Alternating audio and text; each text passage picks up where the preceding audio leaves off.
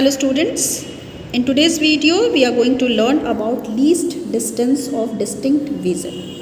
What is meaning of this topic? Its meaning is what will be the least distance of an object to see it clearly. अगर किसी object को clearly देखना चाहते हो तो उसे मिनिमम कितने डिस्टेंस पे रखें जिससे वो ऑब्जेक्ट हमें क्लियरली दिखाई दे. ओके बच्चे, ह्यूमन बीइंग में 2 पॉइंट्स होते हैं, एक को बोलते हैं फार पॉइंट, दूसरे को बोलते हैं near point. Far point eye की क्या होती है? It is farthest point up to which we can see clearly any object.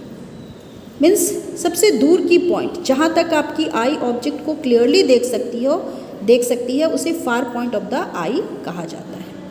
अगर हम हेल्दी आई की बात कर रहे हैं then far point is at infinity. Healthy eye की फार पॉइंट कितनी होती है? इन्फिनिटी होता है. मीन्स इन्फिनिटी पे रखी हुई ऑब्जेक्ट को भी वो क्लियरली देख सकता है. नेक्स्ट हम नियर पॉइंट की बात करेंगे. जैसा कि नेम से ही आपको समझ आ रहा होगा, it is closest point eight which an object can be seen clearly. Means अपने आइज़ के से सबसे क्लोजेस्ट पॉइंट कौन सी होगी? जिस पे रखी हुई ऑब्जेक्ट को या जिस पे रखी हुई किसी बुक को अच्छे से आप पढ़ पाओगे. This is called near point of the I.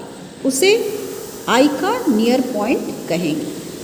Okay बच्चे, least distance of distinct vision actual में क्या हुई? It is minimum distance up to which an eye can see clearly.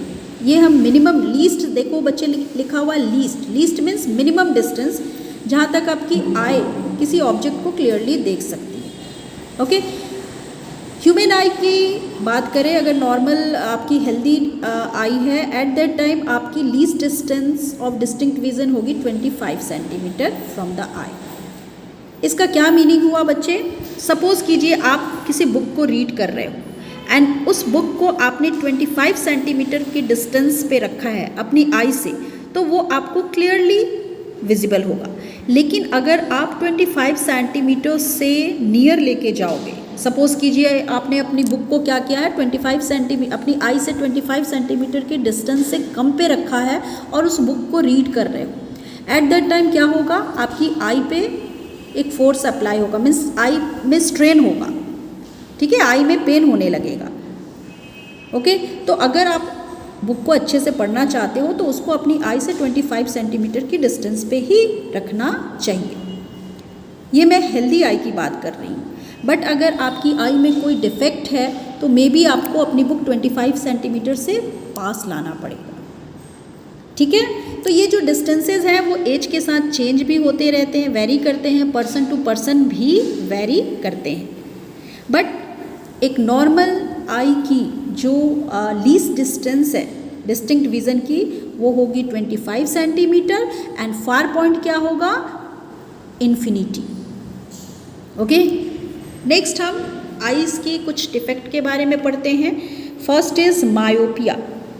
अगर कोई पर्सन मायोपिया से सफ़र कर रहा है, that means that person can not see distant object clearly. वो दूर की ऑब्जेक्ट को क्लियरली नहीं देख सकेगा बट वो नियर की ऑब्जेक्ट को क्लियरली देख पाएगा. अब यहाँ पे क्वेश्चन अराइज होता है कि ये डिफेक्ट किस वजह से अराइज होते हैं, क्यों अकर करते हैं? This is because eye lens, हमारी आई में क्या होती है? लेंस होती है, वो बहुत ज़्यादा कर्व हो जाती है. ठीक है, इसकी वजह से आई लेंस की फोकल लेंथ रिड्यूस हो जाती है एंड इस डिफेक्ट की वजह से जिस इमेज को रेटिना पे बनना चाहिए वो रेटिना पे ना बनकर वो रेटिना के फ्रंट में बनती है. ठीक है, अगर रेटिना के फ्रंट में बनेगी तो डेफिनेट सी बात है कि इमेज हमें क्लियरली विजिबल नहीं होगी. ठीक है, अब सपोज़ कीजिए इस डिफेक्ट्स इसको आपको क्योर करना है तो इसके लिए आपको कनकेव लेंस की ज़रूरत होती है. जब भी डॉक्टर के पास जाओगे, अगर आप मायोपिया से सफ़र कर रहे हो एट दैट टाइम इसके लिए डॉक्टर्स आपको कनकेव लेंस प्रिस्क्राइब करेंगे. ओके बच्चे, this is all about today's video. Thank you.